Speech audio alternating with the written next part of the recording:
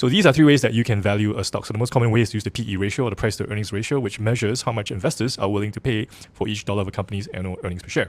So in this example, Nvidia is trading at 71.6 times earnings per share. So what this essentially means is that investors are willing to pay 71 times worth of Nvidia's annual earnings per share just to own the stock. So the next way you can value a stock is to use the price to growth ratio, which is the PEG ratio. So this measures the company's PE ratio and compares it with its earnings growth rate. So you typically want a company's earnings growth rate to at least match its PE ratio, so then you get a PEG ratio of 1 or below. So in this example, Nvidia's PEG ratio is 0.09, which looks very cheap, but that's because its earnings growth rate has been tremendous in the most recent quarter. So it's been growing over 600%, which we don't know whether is sustainable. So the third way I would value a stock is to use price to cash flow. So sometimes a company's earnings could be distorted by non-cash items. So in that case, I prefer to use its cash flow if it's a more stable measure of its value. So in this example, Nvidia's cash flow is actually very similar to its profit. So you get a price to cash flow ratio, which is very close to its PE ratio. So in this example, it's 75.3 price to cash flow for Nvidia.